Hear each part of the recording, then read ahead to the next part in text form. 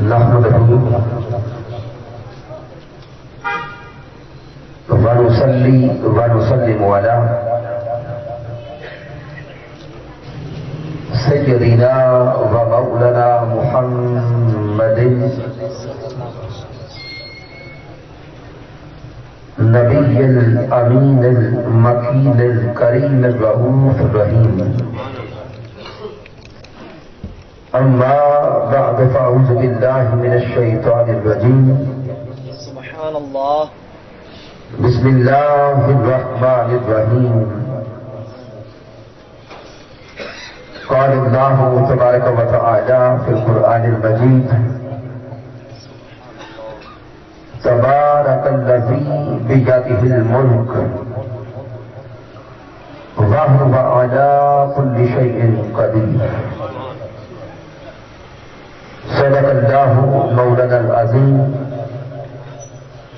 إن الله وملائكته يصلون على النبي يا أيها الذين آمنوا صلوا عليه وسلموا تسليما. بآواز بلند پیارے آقا کی ذات اقدس پہ درودوں کے گجرے سلاموں کے ہار پیش فرمائیں. الصلاۃ والسلام علیک یا سیدی یا رسول اللہ. ان کو بالکل کم کرتے، آواز بڑھائے، بیش نہیں کر سکتے. اللہ رب العزت کی توفیق سے اور تاجدار کائنات صلی اللہ علیہ وآلہ وسلم کے نعلین پاک کے تصدق سے میلاد مصطفیٰ صلی اللہ علیہ وآلہ وسلم کی ان بابرکت ساعتوں میں ہم ایک تو سالانہ محفل میلاد مصطفیٰ صلی اللہ علیہ وآلہ وسلم کو سجا رہے ہیں،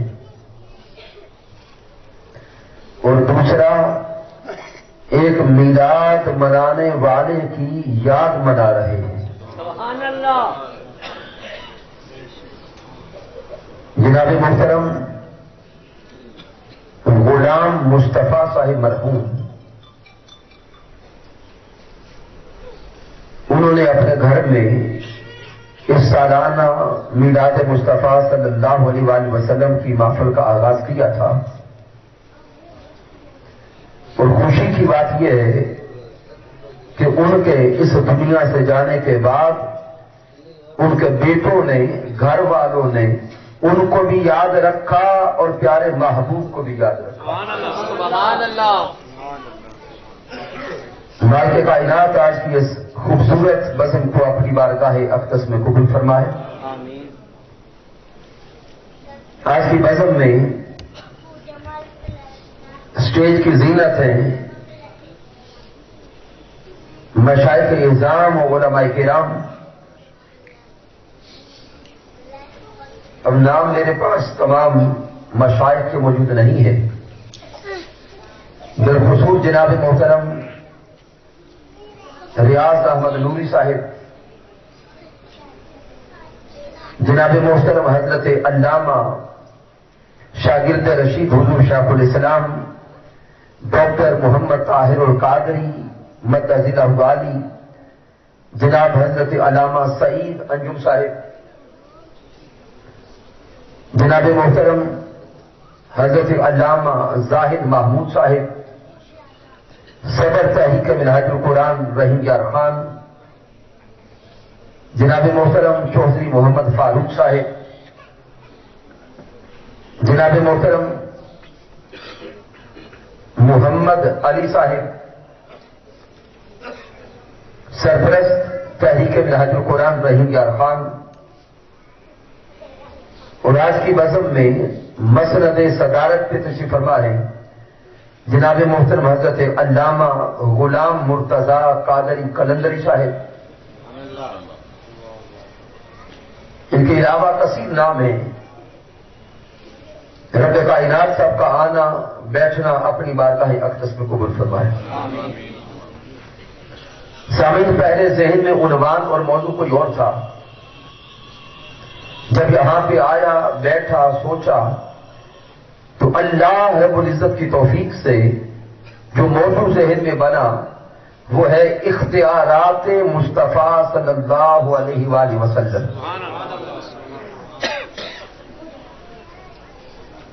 آپ کی توجہ اور یکسوئی ہوگی تو یہ عنوان بڑا ایمان افروز بن جائے گا. یہ موضوع عقیدہ توحید کا بھی ہے اور عقیدہ رسالت کا بھی ہے. سبحان اللہ. میرا تمہید آیت کریمہ کی طرف آ رہا ہوں. اللہ رب العزت نے سورہ الملک کی ابتدا میں ارشاد فرمایا تبارک الذی بیدہ الملک وہو علی کل شیء قدیر.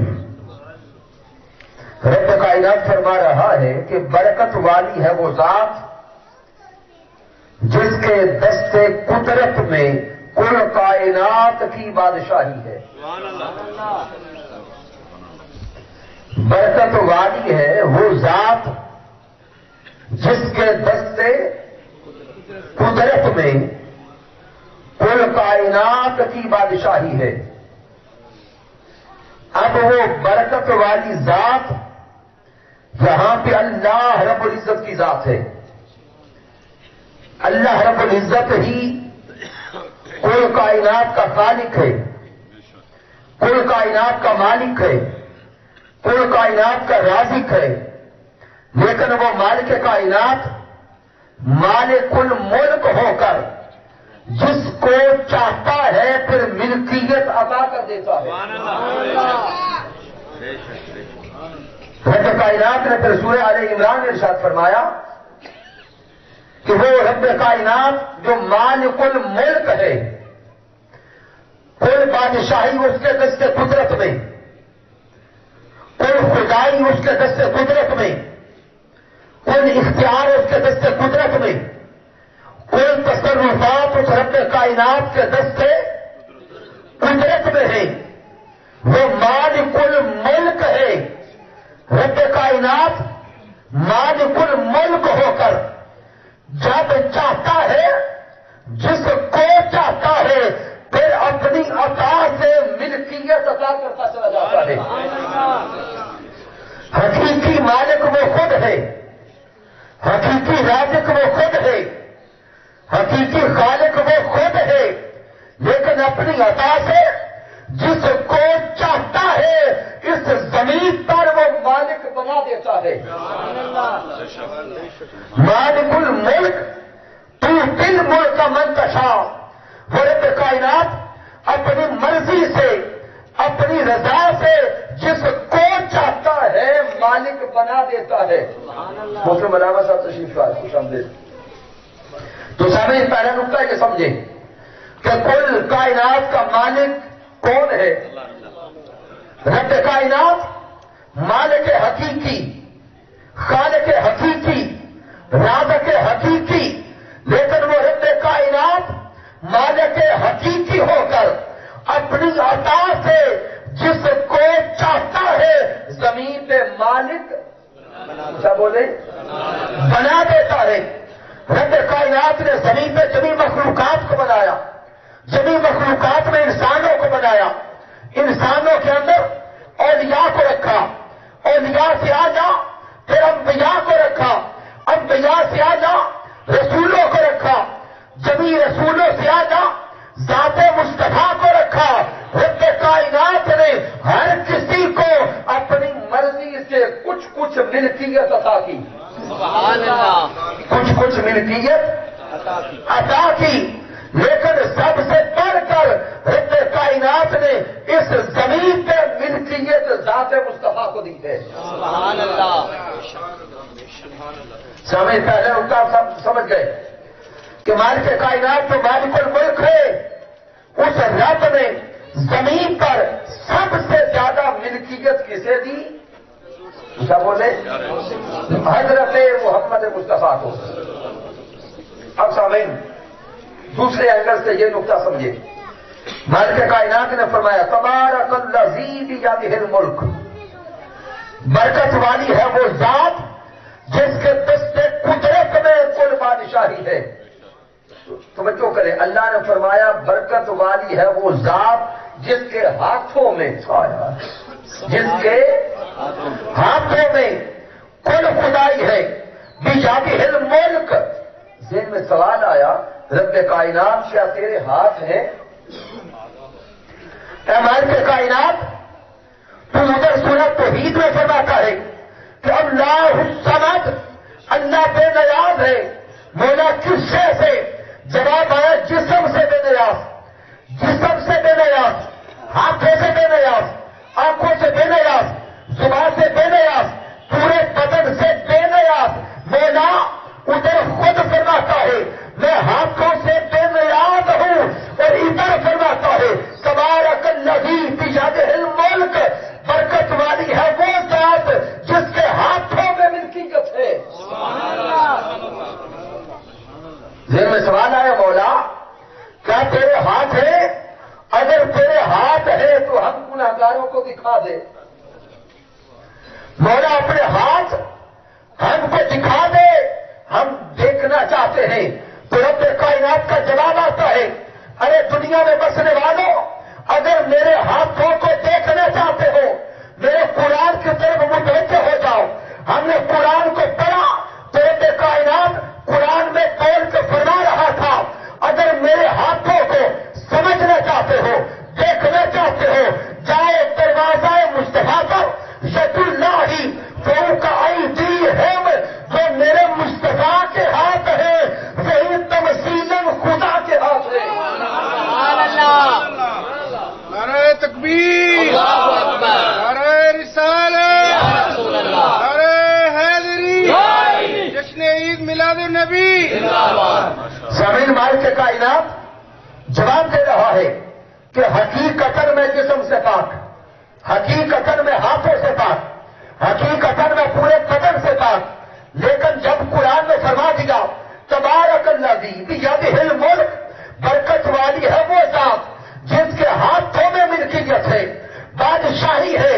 ارے دنیا والوں, پھر اگر میرے ہاتھوں کا نظارہ کرنا چاہتے ہو دروازے مصطفیٰ پہ پہنچو, درے مصطفیٰ پہ پہنچو, ٹیکر مصطفیٰ کو دیکھو اور مصطفیٰ کے ہاتھوں کو دیکھو. تمثیلاً مصطفیٰ کے ہاتھ ہی خدا کے ہاتھ ہے. سامعین کو گھبرائے نہیں کہ میری توحید خطرے میں پڑ گئی. ید اللہ فوق ایدیہم, یہ ہم نہیں کہہ رہے, قرآن میں خود خدا کہہ رہا ہے. سورہ الفتح کا مطالعہ کریں اور یہ موقع کیا ہے کہ بیعت رضوان کا موقع ہے. میرے پیارے آقا صحابہ سے بیعت لے رہے ہیں.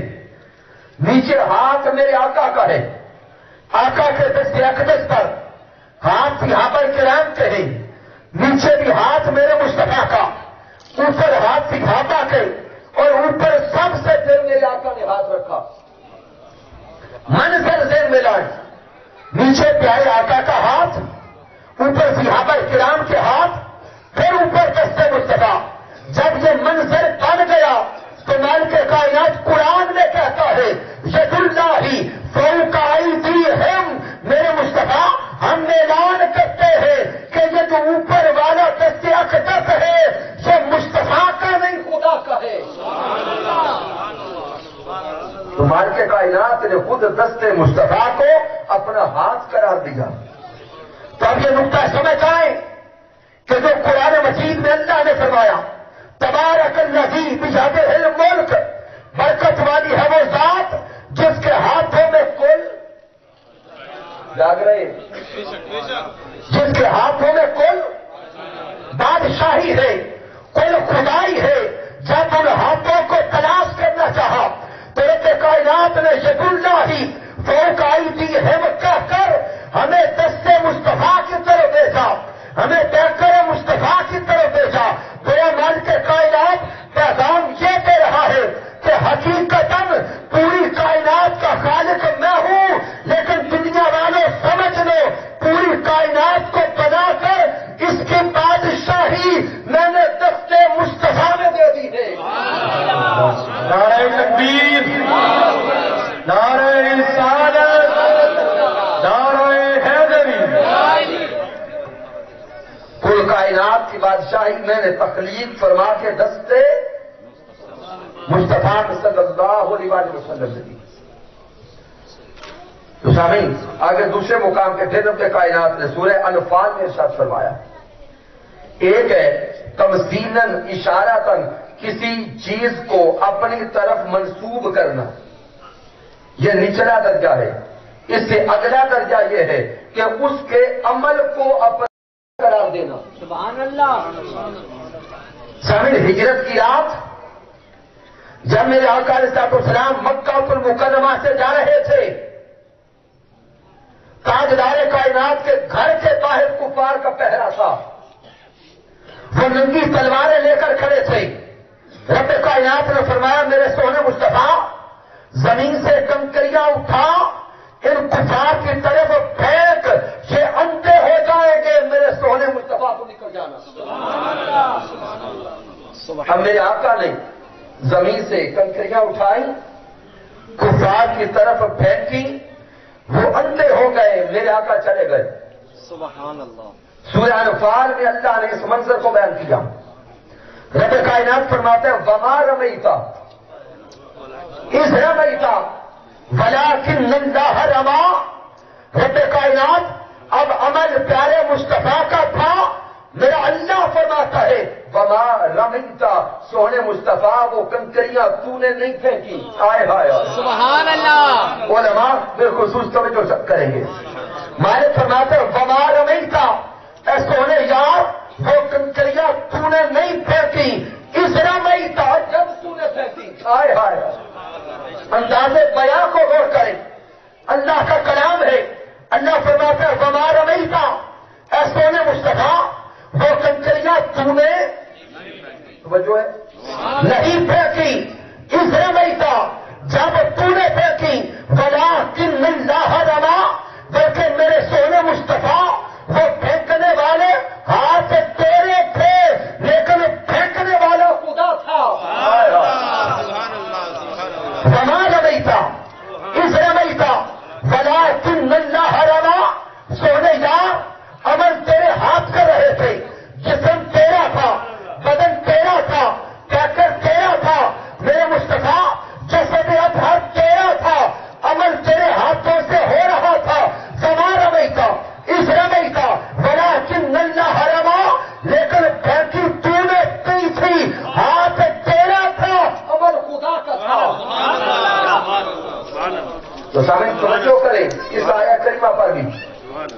پہلے مقام کے اللہ رب العزت نے دست مصطفیٰ کو اپنا دست اقدس قرار دیا، آقا کے ہاتھوں کو اپنے ہاتھ بنایا، اور دوسرے مقام پر ان ہاتھوں سے جو عمل ہوا تھا وہ عمل بھی اپنی طرف منسوخ کر دیا۔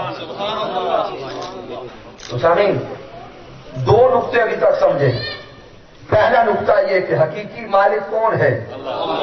سارے اونچا بولے اللہ حقیقی مالک ہے۔ اللہ نے ملکیت محمد مصطفیٰ کو عطا کر دی، پیارے مصطفیٰ کو ملکیت عطا کر دی ہے، سارے اختیارات ذات مصطفیٰ کو عطا کر دیے ہیں۔ تو اب یہ اختیارات پیارے مصطفیٰ کے عطائی ہیں۔ اب یہ نقطہ یاد کر کے جائیں، اللہ کے اختیارات حقیقی ہیں، اللہ رب العزت کے اختیارات اونچا بولیں حقیقی ہیں، اور محمد مصطفیٰ کے اختیارات اللہ کی طرف سے عطائی ہیں، اللہ کی طرف سے عطائی ہیں، اللہ نے عطا کر دی ہے۔ تؤتی الملک من تشاء، وہ رب چاہتا ہے جس کو عطا کرے۔ سبحان اللہ جب اللہ کسی کو عطا کرنے کے آ جائے تو کیا کوئی روک سکتا ہے؟ کوئی روک نہیں سکتا۔ اب میں علمی نکات سے تھوڑا آسانی کی طرف آنا چاہوں گا۔ اختیارات تین قسم کے ہوتے ہیں، بس ایک یہ نقطہ جو ہے یہ ہضم کر جائیں، اس کے بعد سارے آسان واقعات دوں گا۔ اختیارات کی تین اقسام ہیں، کتنی؟ اسا بولے تین۔ پہلی قسم ہے اختیارات تشریحی، تشریح کرنا، کسی شے کی وضاحت کرنا، اس کی تشریح یعنی شرح کر دینا پہلے اختیار. دوسرے اختیارات تشریعی پہلے ہا کے ساتھ دوسرے عین کے ساتھ تشریعی جس سے شریعت بنا تشریعی اختیارات. اور تیسرے ہیں تکوینی اختیارات. لفظ تکوین یہ کون سے ہے؟ کون کے اختیارات بھی اللہ نے ذات مصطفیٰ کو دی. اب میں تینوں کے کوشش کروں گا دو چار چار واقعات آپ کو بیان کر کے آج یہ موضوع اس طرح آپ کو یاد کرواؤں کہ آپ جب چاہیں جس کے سامنے چاہیں بیان کریں. سامعین، پہلے اختیارات تشریح کرنا، وضاحت کرنا. تو سامعین، یہ میرے آقا کے وہ اختیار ہے کہ مالک کائنات اجمالاً قرآن مجید میں احکامات دیتا ہے، ان اجمال کی شرح میرے مصطفیٰ کرتے ہیں. سادہ مثال دیتا ہوں. رب کائنات نے قرآن مجید فرقان حمید میں سینکڑوں مقامات پہ نماز قائم کرنے کا حکم دیا ہے. نماز قائم کرنے کا حکم دیا ہے، لیکن پورا قرآن مجید تلاوت کر کے دیکھ لیں، پورے قرآن میں نماز کا مکمل طریقہ بیان نہیں ہوا کہ تکبیر تحریمہ، پھر قیام، پھر رکوع، پھر سجود، یہ سارے کا سارا کامل طریقہ قرآن میں موجود نہیں ہے. تو صحابہ کرام آئے پیارے محبوب علیہ السلام کے در اقدس پر آج عرض کرتے ہیں کیفا نصلی یا رسول اللہ. امام بخاری صحیح بخاری میں کتاب الصلاۃ میں نقل کرتے ہیں کہ صحابہ کرام پیارے محبوب کی بارگاہ میں آئے، عرض کرتے ہیں کیفا نصلی یا رسول اللہ، آقا ہمیں بتائیں نماز پڑھنے کا طریقہ کیا ہے. سبحان اللہ. نماز پڑھنے کا طریقہ کیا ہے؟ میرے آقا نے صحابہ کرام کو بلا لیا، صفیں بن گئی، میرے آقا مصلی امامت پر کھڑے ہو گئے. توجہ کرنا گئے جملوں پر. صحابہ صف میں ہیں، آقا امامت کے مصلی پر ہیں، پہلی فرض نماز کے ادا ہونے کا وقت ہے. میرے مصطفیٰ نے نماز ادا کرنے کا طریقہ سکھایا نہیں ہے. سبحان اللہ. آقا نے طریقہ سکھایا نہیں ہے، بلکہ میرے مصطفیٰ نے طریقہ دکھایا ہے. سبحان اللہ. سبحان اللہ. بتانا اور سکھانا اور ہے، دکھانا اور ہے. میرے آقا فرماتے سلو کما رہی تو پوری مسلی.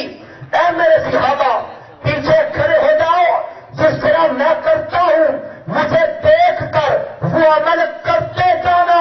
مجھے دیکھ کر اگر کرتے جاؤ گے تمہاری نماز ہو جائے گی. ذوق سلامت ہے. میرے آقا آگے کھڑے ہو کے فرماتے سلو کما رہی تو موری مسلی. ارے مجھے دیکھتے جاؤ، عمل کرتے جاؤ، تمہاری ہو جائے گی. سبحان اللہ. سامعین، یہ نقطہ میں مختلف موضوعات پہ کئی بار شاید بیان کر چکا، اس لیے اختصار کر رہا ہوں. صحابہ کرام پیچھے کھڑے ہوئے، میرے آقا علیہ السلام آگے کھڑے ہو کر پہلے تکبیر تحریمہ کری. اب صحابہ کرام نہیں جانتے کہ ہاتھ کہاں تک اٹھانے ہیں. تو صحابہ کرام کو کیسے پتا چلا؟ آقا کو دیکھ کر. آقا کو دیکھ کر پھر میرے آقا نے قیام کیا، رکوع کیے، سجود کیے. ارے ساری کی ساری نماز ہوتی رہی، ادھر رب کی نماز ہوتی رہی، ادھر مصطفیٰ کا دیدار ہوتا رہا.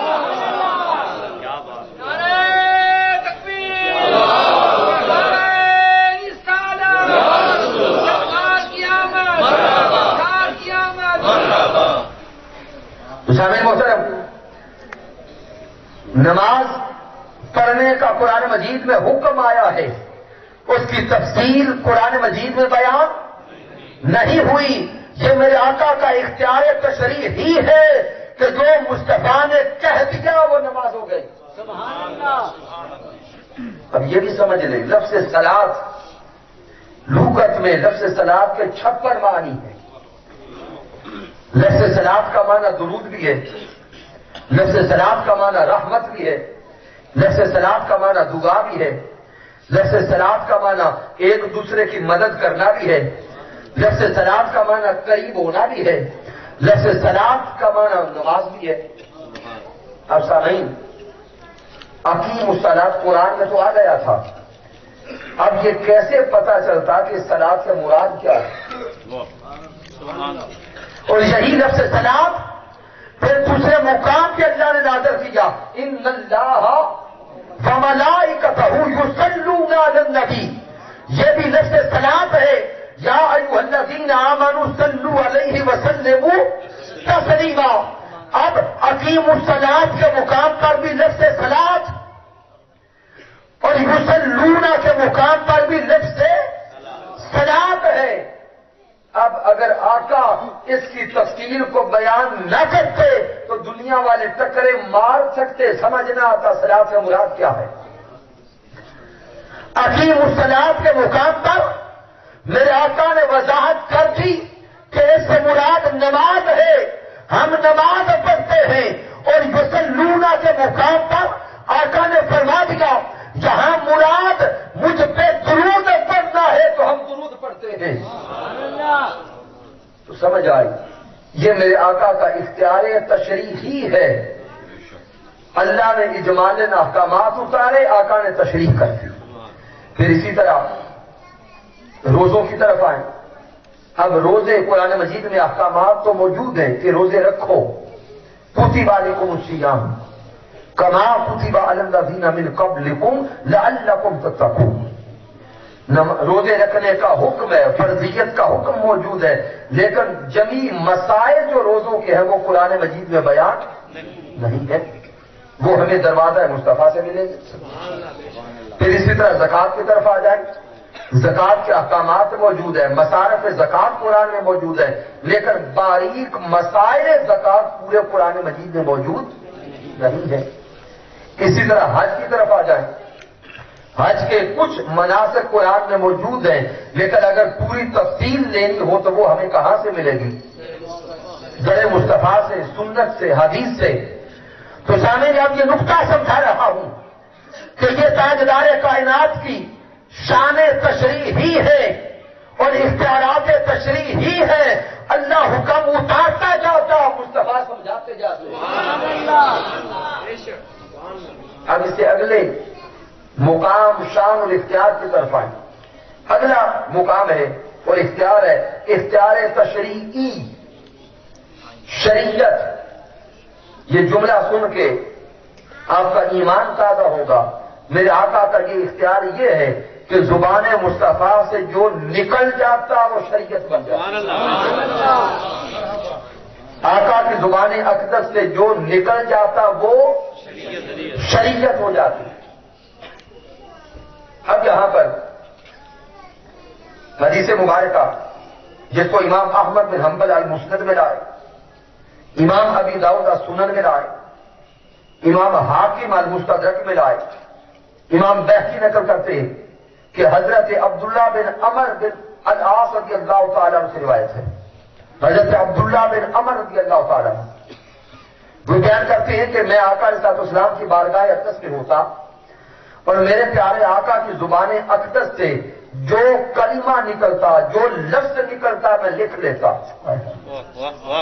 آقا کی زبان اقدس سے ادا ہونے والا ہر لفظ میں لکھ لیتا۔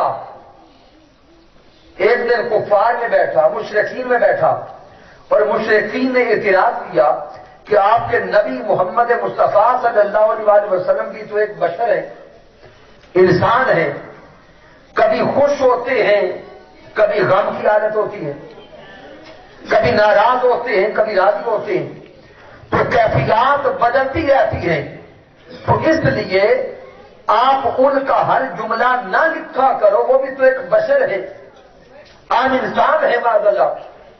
حضرت عبداللہ بن عمر رضی اللہ تعالیٰ عنہ بیان کرتے ہیں کہ کفار کے یہ جملے سن کر میں دل برداشتہ ہوا، میں نے لکھنا چھوڑ دیا، میں نے آقا کے ہر جملے اور ہر کلمہ کو لکھنا چھوڑ دیا۔ کچھ دن گزرے تو میں بارگاہ مصطفیٰ میں پہنچا اور پیارے آقا کی بارگاہ میں عرض کر دیا پیارے محبوب میں تو آپ کی زبان اقدس سے آگاہ ہونے والا ہر کلمہ لکھا کرتا تھا، کفار نے اعتراض کیا تو میں نے لکھنا چھوڑ دیا، آقا رہنمائی فرمائیں کہ میں ہر کلمہ لکھا کروں یا نہ لکھا کروں۔ ذوق سلامت ہے، ٹھنڈ تو نہیں پڑ گئی؟ اگر سلامت ہے یہ جذبہ تو اگلے کلمات کو سمجھنا۔ عرض کرتے آقا مجھے سمجھا دے، رہنمائی فرما دے کہ میں آپ کی زبان اقدس سے ادا ہونے والا ہر ایک کلمہ لکھا کروں یا نہ لکھا کروں۔ یہ کلمات سن کر میرے آقا جلال میں آئے، آقا نے اشارہ اپنے دہن مبارک کی طرف کیا اور اشارہ کر کے فرمانے لگے فوالذی نفسی بیدہ، اس ذات کی قسم جس کے قبضہ قدرت میں میری جان ہے، اکتب فوالذی نفسی بیدہ ما یخرج منہ الا الحق، لکھتے جایا کرو، لکھتے جایا کرو، اس زبان سے جو بھی ادا ہوتا ہے وہ حق ہوتا ہے۔ نعرہ تکبیر، نعرہ رسالت، نعرہ حیدری، جشن عید میلاد النبی۔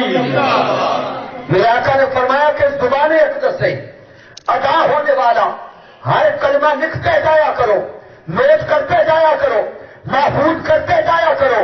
میں جب بھی کلام کرتا ہوں اپنی مرضی سے نہیں کرتا، وما ینطق عن الہوی، وما ینطق عن الہوی ان ہوا الا وحی یوحی، زبان میری ہوتی ہے، کلام خدا کا ہوتا ہے۔ جو اس زبان سے ادا ہو جائے وہ محفوظ کر لیا کرو، کیونکہ اس زبان سے جو نکل جاتا ہے وہ شریعت بن جاتی ہے۔ تو سامعین، زبان مصطفیٰ صلی اللہ علیہ وآلہ وسلم سے جو کلمہ ادا ہو گیا وہ کیا بولے شریعت ہو گئی۔ اب یہاں پر ابھی تک اگر کسی کا ذہن نہیں کھلا کہ وہ شریعت کیسے ہو گئی تو اب میں وہ چند ایک دلائل دیتا ہوں کہ وہ شریعت بن کیسے گئی۔ سامعین، حدیث مبارکہ مستند ہے جس کو امام مسلم نے نقل کیا، امام ترمذی نے نقل کیا، امام احمد بن حنبل نے نقل کیا، امام نسائی نے نقل کیا، کیا کہ میرے آقا علیہ السلام ایک دن اپنے در دولت سے گھر سے باہر تھے اور پیارے آقا علیہ السلام کے سامنے ایک اعرابی آ گیا، ایک بدھو دیہاتی وہ سامنے آیا، اس کے پاس ایک گھوڑا تھا۔ کیا تھا؟ گھوڑا۔ میرے پیارے آقا نے اس سے پوچھا کہ کیا آپ گھوڑا بیچنا چاہتے ہو؟ وہ عرض کرتا ہے حضور بیچنا چاہتا۔ میرے آقا نے فرمایا کتنے کا بیچو گے؟ اس نے رقم بتائی، میرے آقا کا اور اس کا سودا طے ہو گیا۔ اب میرے آقا نے فرمایا کہ میرے پیچھے پیچھے میرے ساتھ آؤ گھوڑا لے کر میرے گھر میں تمہیں رقم ادا کر دیتا ہوں۔ اب میرے آقا آگے چل پڑے، وہ بدو وہ اعرابی وہ آقا کے پیچھے چل پڑا۔ جب وہ آ رہا تھا پیچھے پیچھے، راستے میں کسی اور شخص نے اسے آواز دی کہ اے گھوڑے والے کیا گھوڑا بیچو گے؟ وہ کہنے لگا اس کو کہ بیچوں گا۔ اب اس نے دوبارہ پوچھا کہ کتنے کا بیچو گے؟ تو یہ گھوڑے والا کہتا ہے کہ میں جو رقم آقا سے طے ہوئی تھی اس سے ڈبل رقم بیان کر کے کہتا کہ اتنے کا بیچوں گا۔ وہ جو اس نے آواز دی تھی اس نے کہا کہ گھوڑا لے آؤ، میں اتنے کا خریدتا ہوں۔ اب وہ گھوڑے والا میرے آقا کو آواز دے کے کہتا ہے کہ اگر آپ نے گھوڑا خریدنا ہے تو رقم 2 گنا بیان کر کے کہتا ہے اتنی ہے، نہیں تو میں اس بندے کے ہاتھوں گھوڑا بیچ رہا ہوں۔ میرے آقا یہ جملہ سن کے رک گئے۔ میرے آقا اسے فرماتے ہیں بھائی تیرا میرا تو سودا پہلے اتنے میں ہو چکا ہے، اور سودے پر سودا نہیں ہوا کرتا۔ کہ ہوتا ہے یہاں پہ بڑے بڑے کاروبار کرنے والے بیٹھے ہیں، جانتے ہیں کہ جب ایک سودا طے پا جائے تو سودے پر سودا نہیں ہوتا، بے پر بے نہیں ہوا کرتی۔ میرے آقا فرماتے ہیں تیرا میرا تو سودا ہو چکا، अब वो काफिर था, दुनिया का पुजारी था, उसे दूसरी तरफ से माल ज्यादा मिल रहा था। वो आका के साथ मुआहदे से मुकर गया और प्यारे आका से कहते हैं कि आपका और मेरा तो सौदा ही नहीं हुआ। मेरे आका फरमाते हैं कि सौदा तय पा चुका, और वो कहता है, बोले सौदा ही नहीं हुआ। मेरे आका अलैहिस्सलाम भी खड़े हैं, वो भी खड़ा है। जब ये सौदा तय पाया था, मुआहदा हुआ था, तब तीसरा बंदा था ही कोई नहीं। अब वो कहता है कि अगर हमारा सौदा तय पाया था तो गवाह लाएं। मैं पूरी बात सुना के नुक्ते पे ले आया हूं। वो प्यारे आका को क्या कहता है? पूछा, बोले सारे बोले गवाह लेकर आए। जबकि जब सौदा तय पाया था कोई तीसरा बंदा मौजूद नहीं था। अरे मेरे आका फरमाते हैं कि हमारा सौदा तय पाया। वो कहता था गवाह लाएं। ये बात चल रही थी कि इतने में हजरत खुज़ैमा तशरीफ लाए। आया मेरे आका के सिहाती हजरत खुज़ैमा रज़ियल्लाहु ताला अन्हु वो पहुंचे। जब पहुंचे तो वो मेरे आका से गवाह मांग रहा था कि इस मुआहदा पर गवाह लाएं, सौदा पर गवाह लाएं। जब हजरत खुज़ैमा ने सुना कि वो काफिर मेरे मुस्तफा से गवाह मांग रहा है, हजरत खुज़ैमा बोल के कहते हैं, अरे काफिर सुन ले, मैं गवाही देता हूं कि मेरे मुस्तफा ने तुझसे घोड़ा खरीदा है। मैं गवाही देता हूं आका ने खरीदा है। हजरत खुज़ैमा की गवाही पे घोड़ा आका ने ले लिया, रकम अदा कर दी। मेरे आका हजरत खुज़ैमा को भी लेके अपने घर गए। अब जुमलों पे गौर करना। मेरे आका हजरत खुज़ैमा से पूछते हैं, खुज़ैमा जब हमारा मुआहदा हुआ था तब तू मौजूद तो नहीं था, फिर गवाह कैसे बना? आए फिर तूने गवाही कैसे दी? अरे सदके जाए हजरत खुज़ैमा के जवाब पर, सदके जाए हजरत खुज़ैमा के अकीदा पर, आपकी सोच पर। हजरत खुज़ैमा की आंखों में आंसू छलक पड़े, बोल के कहते हैं, ऐ सोने मुस्तफा, ये तो घोड़े की बात थी, ये तो बात ही कोई नहीं। हमने तो आपकी जुबान पे यकीन करके दिन देखे खुदा को माना है। आपकी जुबान पे यकीन करके दिन देखे खुदा को मान के बैठे हैं। ऐ सोने मुस्तफा, हमने खुदा को देखा नहीं, आपने फरमाया वो है, हम मान गए कि वो है। हमने फरिश्तों को देखा नहीं, आपने फरमाया फरिश्ते हैं, हम मान गए फरिश्ते हैं। हमने कयामत को देखा नहीं, आपने फरमाया कयामत होगी, हम मान गए कयामत होगी। हमने जन्नत दोज़ख को देखा नहीं, आपने फरमाया जन्नत दोज़ख है, हम मान गए जन्नत दोज़ख है। ऐ सोने मुस्तफा, घोड़े का खरीदना ये तो छोटी बात है, हम आपकी जुबान पे यकीन करके बड़े बड़े सौदे किए बैठे हैं। क्या हुआ? शामिल मोहतरम, नारा रसालत, पंचन सवा लाख नारा हैदरी, हैदरी। हजरत खुज़ैमा का जवाब सुन के मेरे आका का चेहरा एकदम खिल उठा। आया मेरे आका के चेहरे पे तबस्सुम आया, नूर मचल गया। मेरे आका खुश होके एक जुमला इरशाद फरमाते हैं। मेरी गुफ्तगू का असल मौजू ये आखिरी जुमला है। मेरे आका फरमाते हैं, खुज़ैमा, आज हम आपको बशारत देते हैं कि आपने मुझ पर गवाही दी। खुज़ैमा, मैं ऐलान करता हूं कि क़यामत तक हर एक आदमी, एक मर्द की गवाही उसकी अकेले की ही होगी, लेकिन खुज़ैमा तुझ अकेले की गवाही आज के बाद 2 के बराबर होगी। ये हदीस याद करके जाएं। आका ने फरमाया, खुज़ैमा तुझ एक की गवाही 2 के बराबर होगी, एक की गवाही 2 के बराबर। तो सामने ये कलिमा मेरे आका की जुबान से निकल गया। और आका की शान ये है کہ جو کلمہ، جو جملہ، جو لفظ آقا کی زبان اقدس سے نکل جائے وہ کیا بولے شریعت بنتا ہے. یہ جملہ نکل گیا. اب ایک تھا اس شان کو عطا کرنا، ایک تھا اس کا کوئی عملی نمونہ نظر آنا. سامعین وقت آگے چلا. حضرت ابوبکر صدیق رضی اللہ تعالیٰ عنہ کا دور خلافت آیا. قرآن مجید فرقان حمید کو کتابی صورت میں جمع کیا گیا. حضرت زید بن ثابت رضی اللہ تعالیٰ عنہ، حضرت علی شیر خدا رضی اللہ تعالیٰ عنہ اور دیگر صحابہ کرام کو ملا کے ایک بینچ بنا، اور فائنل یہ ہوا کہ قرآن کو جب کتابی صورت میں لکھا جائے گا، قرآن مجید میں آیت وہ لی جائے گی جس پہ دو گواہ ہوں گے. جس پر دو گواہ ہوں گے. جس آیت کریمہ پر دو صحابہ گواہ بنتے اس کو کتاب میں لیا جاتا.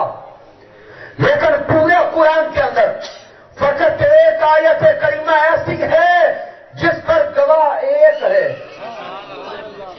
سورہ توبہ کے اختتام پہ جائیں. لقد جاءکم رسول من انفسکم عزیز علیہ ما عنتم حریص علیکم بالمؤمنین. چلو یاد رکھو اس آیت کریمہ پر دو صحابی گواہ نہ تھے، فقط ایک حضرت خزیمہ گواہ تھے. اکیلے حضرت خزیمہ گواہ تھے. اب یہ بات آ گئی کہ فائنل یہ ہے کہ آیت تب لی جائے گی جب گواہ دو ہو گئے. جب یہ مسئلہ حضرت صدیق اکبر تک پہنچا، حضرت عمر فاروق رضی اللہ تعالیٰ عنہ تک پہنچا، حضرت عثمان ذو النورین تک پہنچا، علی شیر خدا تک پہنچا، اور اس فیصلہ کرنے والے بینچ تک پہنچا، جب ان کے سامنے نام آیا کہ اس آیت کو بیان کرنے والے حضرت خزیمہ ہے، سب بول کے کہتے ہیں ان کی گواہی قبول کر لو، کیونکہ مصطفیٰ نے کہا تھا اس اکیلے کی گواہی دو کے برابر ہے. نعرہ تکبیر، نعرہ رسالت، نعرہ حیدری، علماء حق اہل سنت. شامل محترم، جو زبان مصطفیٰ سے نکل گیا وہ شریعت بن گیا. اب اس سے اگلی حدیث پاک کی طرف آئیں. متفق علیہ حدیث مبارکہ امام بخاری اور امام مسلم دونوں کتابوں میں امام لائے. کتاب الحج کو پڑھے، امام نسائی نقل کرتے ہیں السنن میں، امام ابن ماجہ نقل کرتے ہیں السنن میں، امام ابن خزیمہ رضی اللہ تعالیٰ عنہ نقل کرتے ہیں. حضرت ابو ہریرہ رضی اللہ تعالیٰ عنہ سے روایت ہے جب حج فرض ہوا، کیا حج فرض ہوا تو میرے آقا نے اعلان فرمایا ایھا الناس قد فرض اللہ علیکم الحج. آقا نے اعلان کر دیا اے انسانوں تم پر اللہ نے حج فرض کر دیا، فحجوا بس حج ادا کیا کرو. میرے آقا نے کیا اعلان کیا؟ حج تم پر فرض ہو گیا، حج ادا کیا کرو. جب میرے آقا نے یہ اعلان فرمایا تو ایک صحابی کھڑے ہو کے کہتے اکل یوم یا رسول اللہ، آقا کیا حج ہر سال فرض ہو گیا؟ فسکت، میرے آقا خاموش ہو گئے.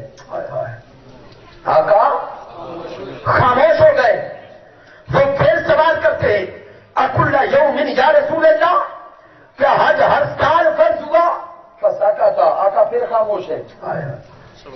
وہ تیسری بار پھر سوال کرتے ہیں آقا کیا حج ہر سال فرض ہوا؟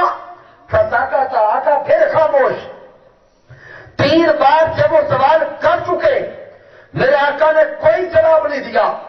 جب وہ سوال کرنے والا بیٹھ گیا پھر میرے آقا نے فرمایا اے میرے صحابہ سمجھ لو، جب یہ سوال کر رہا تھا کہ کیا حج ہر سال فرض ہو گیا، اگر میں ہاں کر دیتا تو تم پہ حج ہر سال ہی فرض ہو جاتا.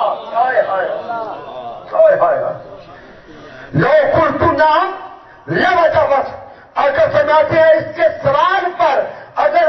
زبان سے ہاں نکل جاتا تو ہر سال الفظ ہو جاتا. سبحان اللہ.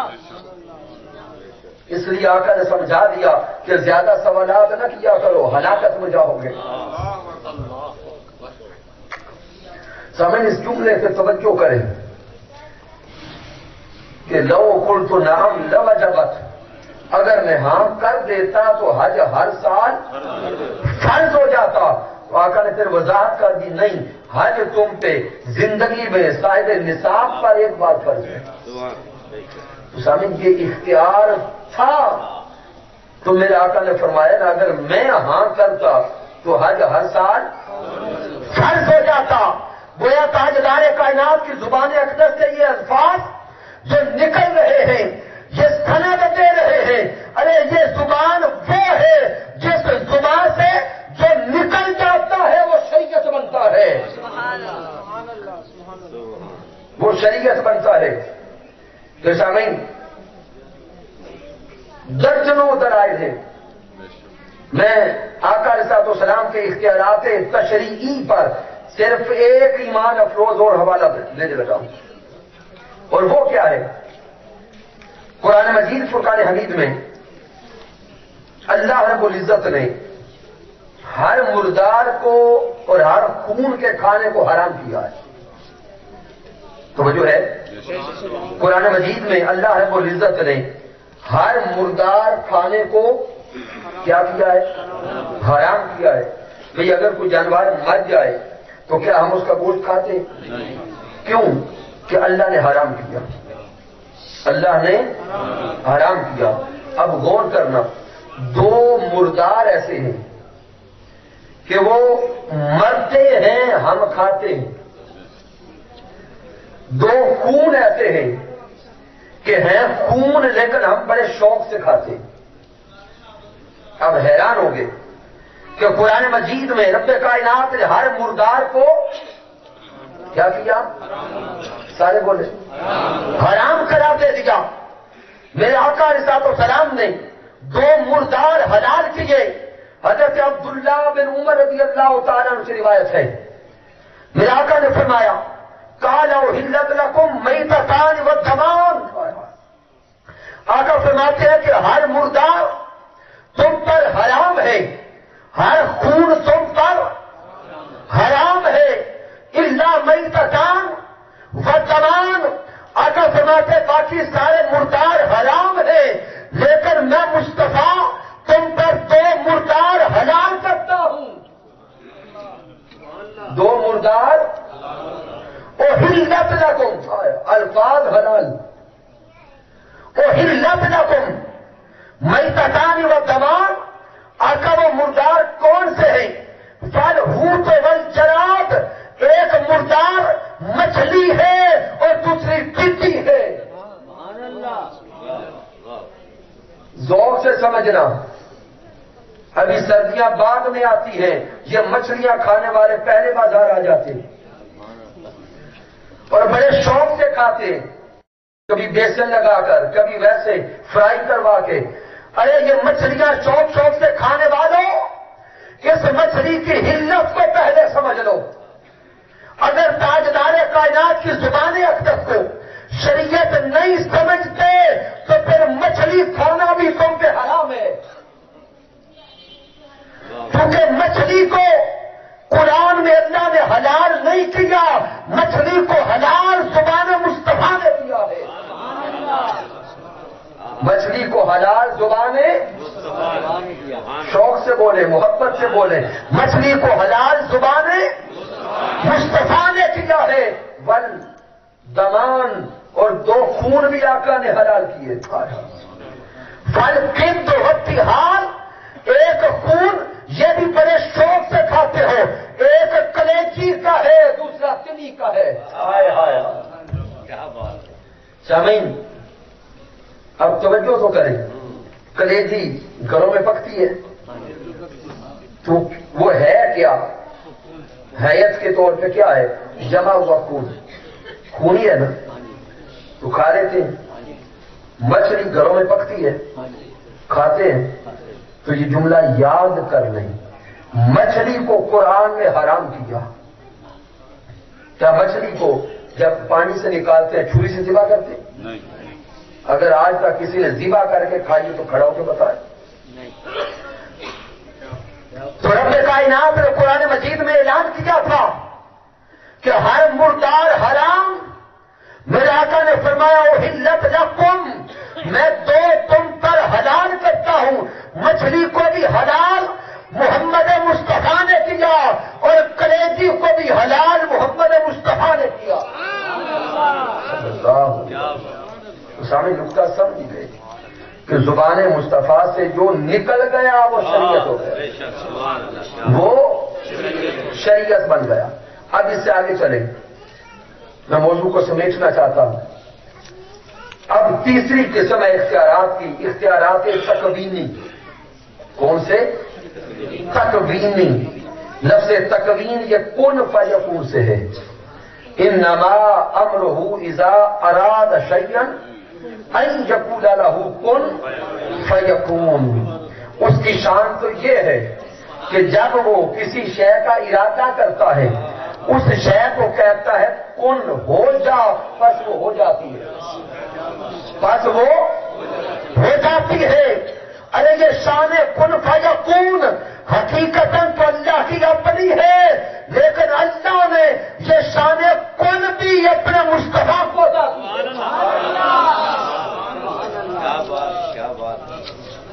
پریشان نہیں ہونا، توحید سلامت رہے گی.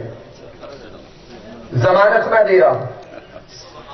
پر اب میں 3 احادیث مبارکہ سے بیان کروں گا وقت کے پیش نظر کہ غزوہ بدر کا موقع ہے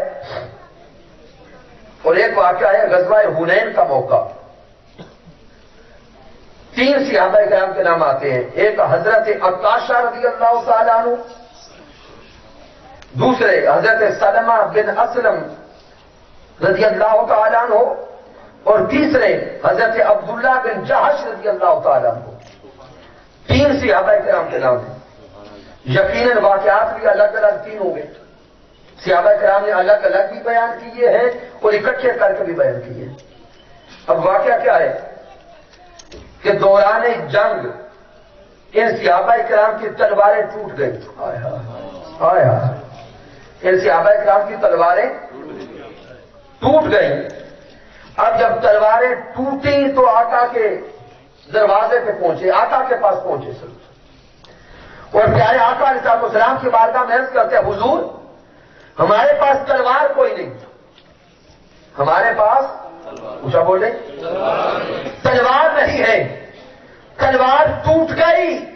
تاجدار کائنات صلی اللہ علیہ وسلم کے سامنے ایک لکڑی کی چھڑی پڑی تھی. ہائے ہائے سبحان اللہ، لکڑی کی چھڑی پڑی تھی.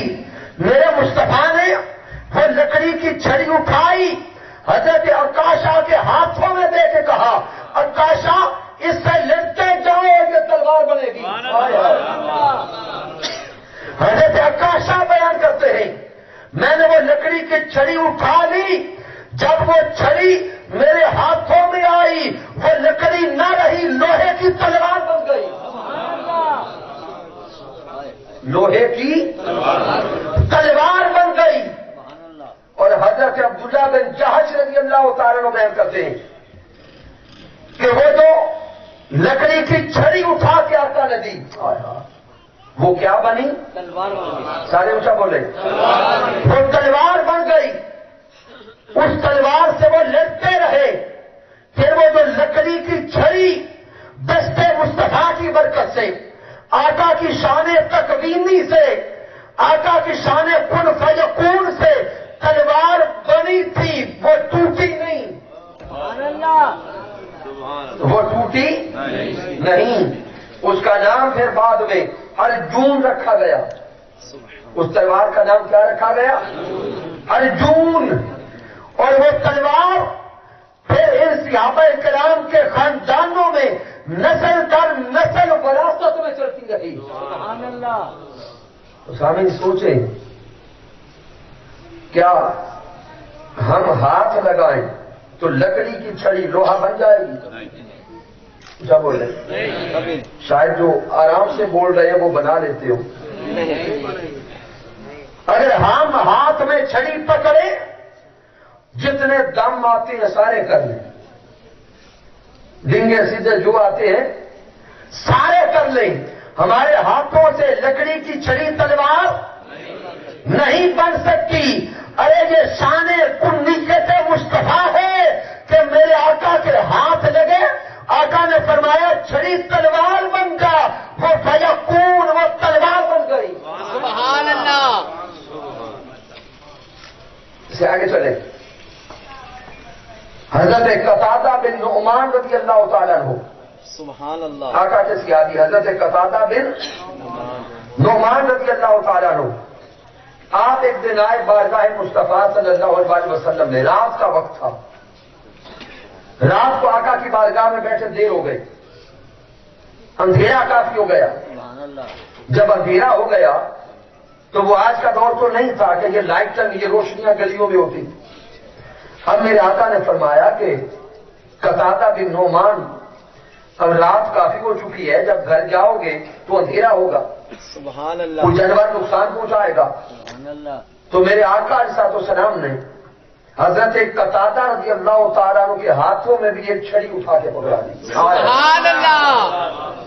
میرے آقا نے کیا کیا، ایک زمین سے چھڑی اٹھائی اور حضرت قتادہ کے ہاتھوں میں دے دی، اور آقا نے فرمایا قتادہ جب یہاں سے نکلے گا یہ لکڑی کی چھڑی ایک لائٹ بن جائے گی۔ ہائے ہائے، لکڑی کی چھڑی کیا بولے، لائٹ بن جائے گی، یہ ٹارچ بن جائے گی، اور یہ روشنی کرے گی تمہارے آگے بھی پیچھے بھی۔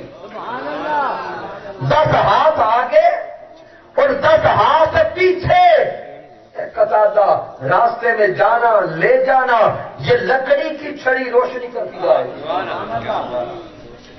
سامعین اب سوچیں، ہے لکڑی بن گئی ہے ٹارچ، کیسے بنی؟ یہ آقا کی شان تکوینی ہے۔ آخری حدیث پاک دے رہا ہوں، اور یہ حدیث پاک آپ نے زندگی میں درجنوں بار سنی ہوگی، لیکن اس اینگل سے، اس جہت سے کم لوگوں نے سوچا ہوگا۔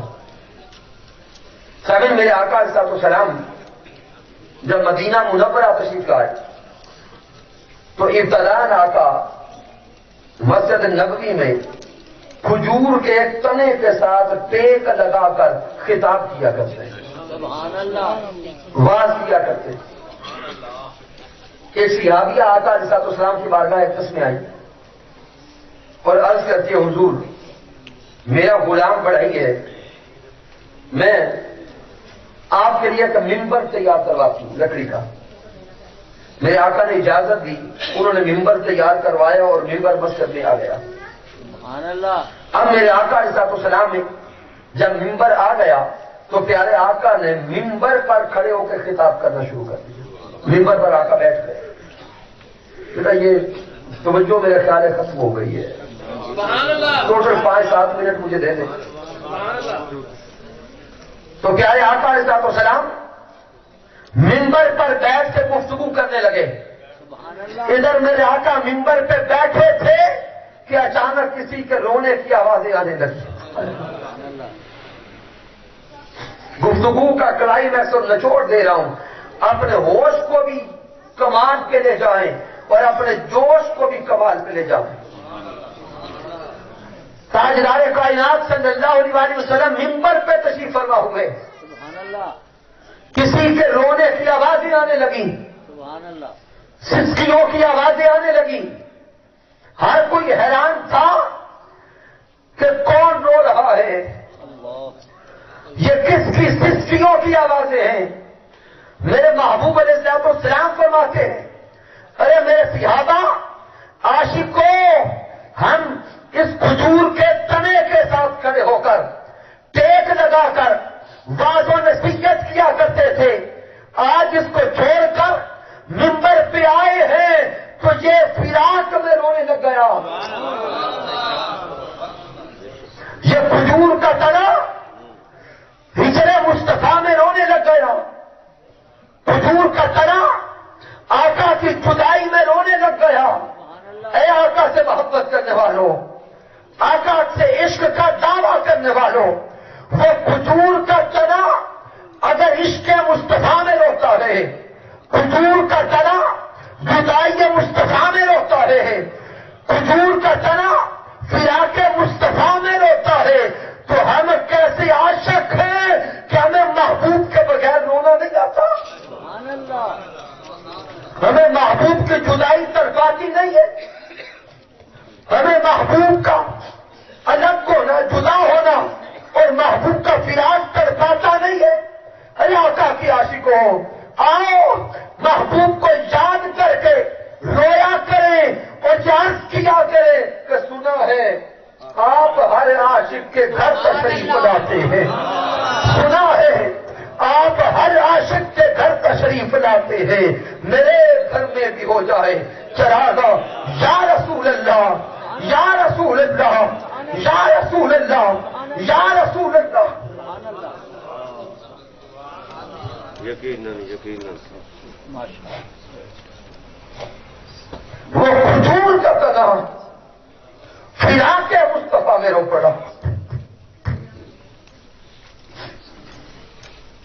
آقا علیہ السلام منبر سے نیچے آ گئے،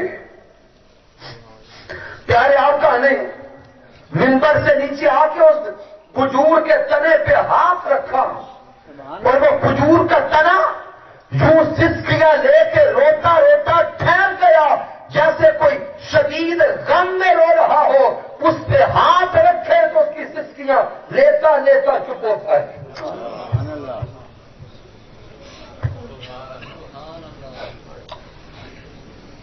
میرے آقا اس کھجور کے تنے سے خطاب کرتے ہیں، اے کھجور کے تنے، تو فراق مصطفیٰ میں رویا ہے،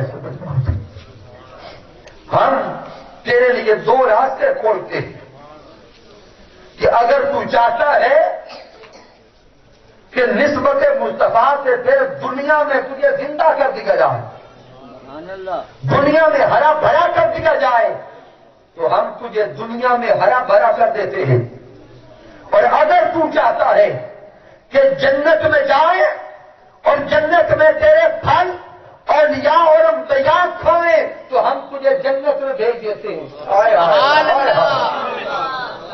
ارے آقا کے ان الفاظ کی گہرائی میں جاؤ کہ اگر تو چاہتا ہے کہ دنیا میں پھر ہرا بھرا ہو جائے، سبز ہو جائے، شاداب ہو جائے، تجھ پہ پھر پھل لگا کریں تو دنیا میں تجھے ہرا بھرا کر دیتے ہیں، اور اگر تو چاہتا ہے کہ جنت میں جائے اور جنت میں تیرے میوے اولیاء کھائیں، انبیاء کھائیں، رسول کھائیں تو جنت بھیج دیتے ہیں۔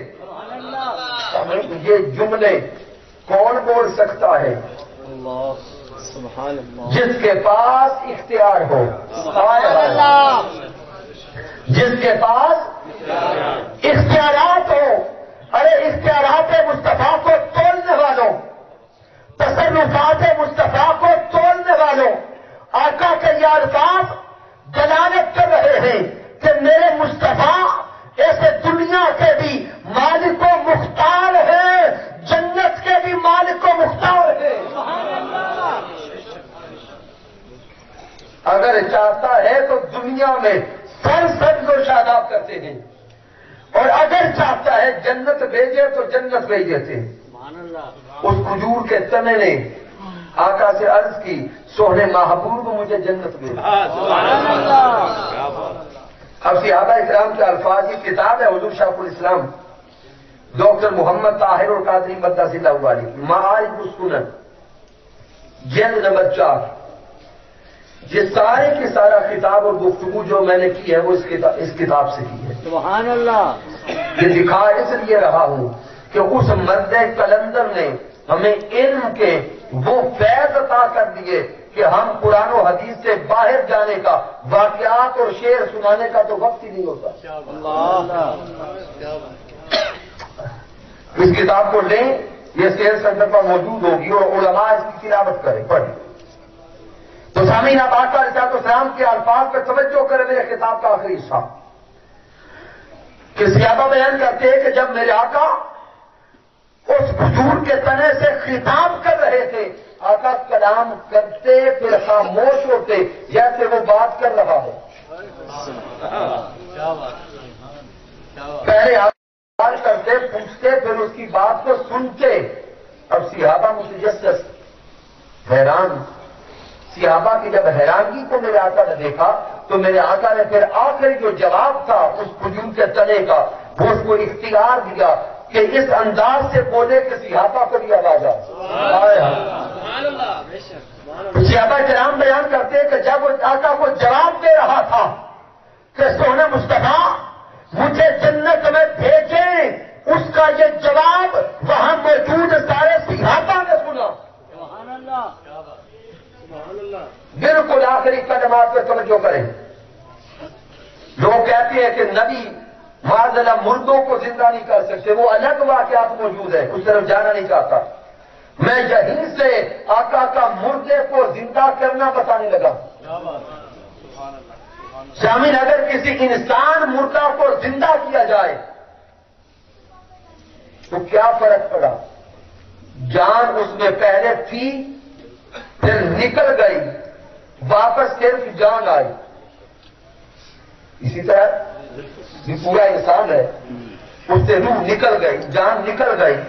وہ پہلے بولتا بھی تھا، چلتا بھی تھا، دیکھتا بھی تھا، سنتا بھی تھا. یہ ساری چیزیں پہلے اس میں موجود تھیں، صرف جان نکلی تھی. اب جس نبی نے بھی مردے زندہ کیے تو صرف اس میں جان کو ڈالا. کیا کیا؟ جان کو ڈالا. اس جان کے ڈالنے سے اس میں زبان پہلے تھی، کان پہلے تھے، چلتا پہلے تھا، باقی ساری حرکات و سکنات ہونے لگی. معجزات مصطفیٰ یہ ہے، تصرفات مصطفیٰ یہ ہے کہ میرے پیارے مصطفیٰ نے اس کھجور کے تنے میں صرف جان نہیں ڈالی. عقل سے، ہوش سے سمجھنا. میرے آقا نے اس کھجور کے تنے میں صرف جان نہیں ڈالی، اس کھجور کے تنے کو آقا نے احساسات بھی دیے. میرے آقا نے اسے احساسات بھی دیے. پھر اس کھجور کے تنے کو میرے مصطفیٰ نے زبان بھی دی، پھر اس کو رونا بھی سکھایا، احساسات بھی عطا کیے. ارے صرف جان کا لوٹانا یہ نچلا کرتا ہے. کسی بے جان کو جان بھی دینا، کسی ان بولنے والے کو بولنا سکھانا، بے حس کو احساس دینا جو اس سے بڑا درجہ ہے. سبحان اللہ. تو یہ اختیارات مصطفیٰ ہیں جو میرے اللہ نے میرے مصطفیٰ کو دیے. کس نے دیے؟ اللہ رب العزت نے ذات مصطفیٰ صلی اللہ علیہ وسلم کو دیے. میرا کتاب ختم ہو گیا، لیکن آخر میں پوری گفتگو کو آپ کے ذہنوں میں ڈھالنے کے لیے آخری نقطہ دینے لگا کہ کہیں ایسا نہ ہو کہ صبح کوئی ساتھی آپ کو پکڑ لے اور کہہ دے کہ نبی کی شان کو اتنا بڑھا دیا کہ خدا کا شریک بنا دیا. ظاہر بات ہے ذہنوں میں کنفیوژن ہے، وہ پریشان ہوں گے اور آپ سے سوال کریں گے. حوالے میں نے دے دیے، گھبرانے کی ضرورت نہیں ہے، کتاب بتا دی. لیکن پھر بھی یہ ایک درمیان میں خدا رہ جائے گا کہ اتنا بڑھا دیا کہ خدا کا ہو جائے شریک بنا دیا.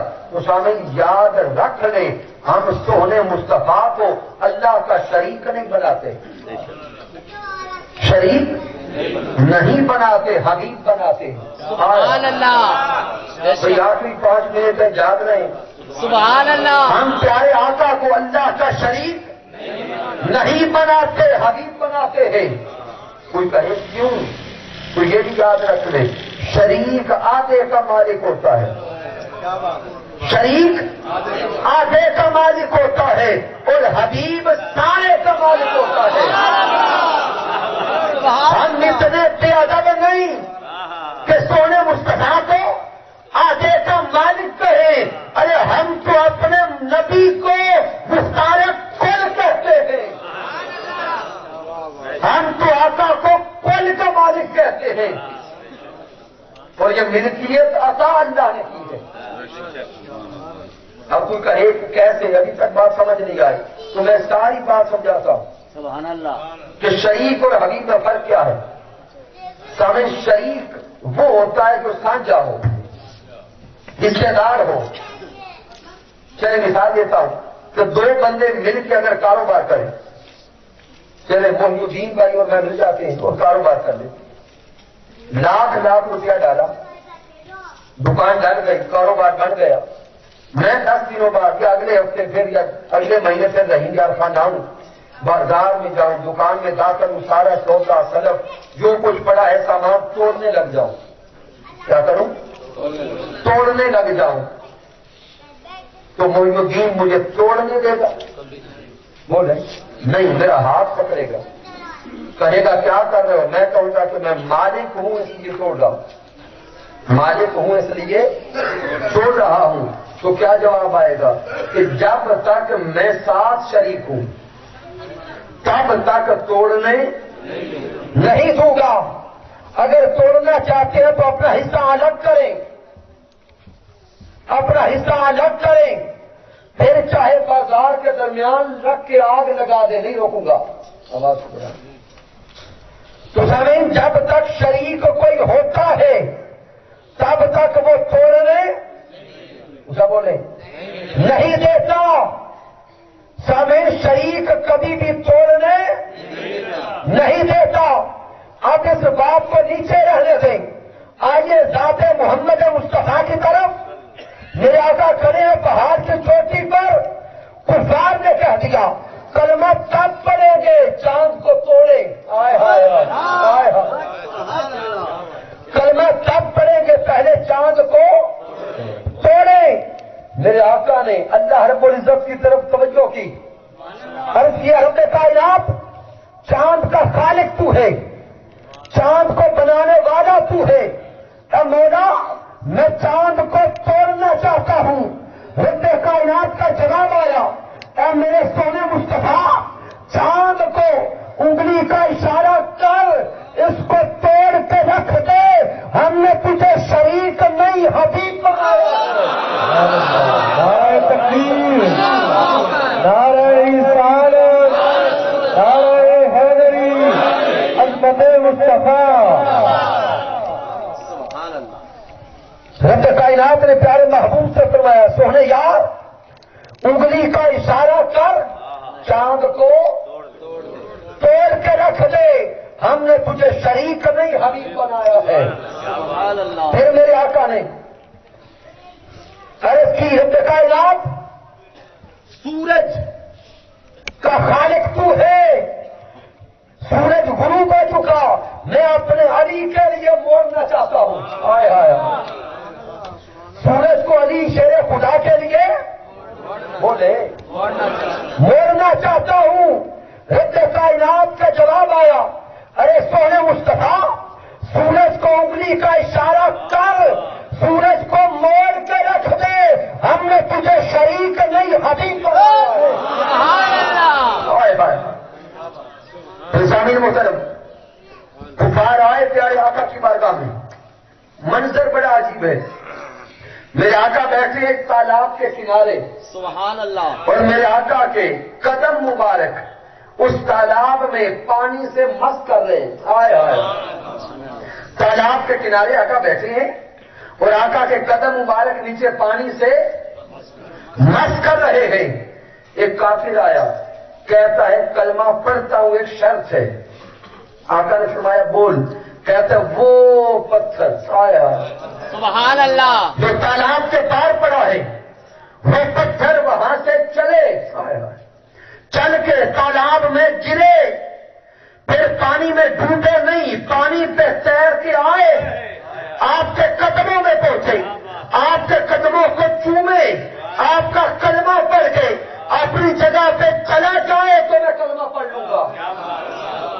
میرے آقا نے اللہ کی بارگاہ میں عرض کی، اے مولا پتھر چلا نہیں کرتے، چلانا چاہتا ہوں، پتھر تیرا نہیں کرتے، آج تیرانا چاہتا ہوں، پتھر پیدا نہیں کرتے، آج بلانا چاہتا ہوں، رب کائنات کا جواب آیا، اے میرے سونے مصطفیٰ، اس پتھر کو اشارہ تو کر، آج پتھر کو چلا بھی دے، پانی پہ تیرا بھی دے، اس کے کلمے پڑھا بھی دے، کیوں میرے مصطفیٰ ہم نے تجھے شریک نہیں حبیب بنایا۔ سبحان اللہ، ماشاء اللہ، سبحان اللہ۔ اس لیے سامعین یہ یاد رکھ لیں، ہم پیارے آقا کو اللہ کا شریک کیا بولے نہیں بناتے، حبیب بناتے ہیں۔ اور امام اعلیٰ حضرت نے فرمایا تھا، میں تو مالک ہی کہوں گا، آئے میں تو مالک ہی کہوں گا، ارے میں تو مالک ہی کہوں گا، میں تو مالک ہی کہوں گا کہ وہ مالک کے حبیب، کیونکہ محبوب و محب میں نہیں ہوتا میرا تیرا۔ میں تو مالک ہی کہوں گا کہ ہو مالک کے حبیب۔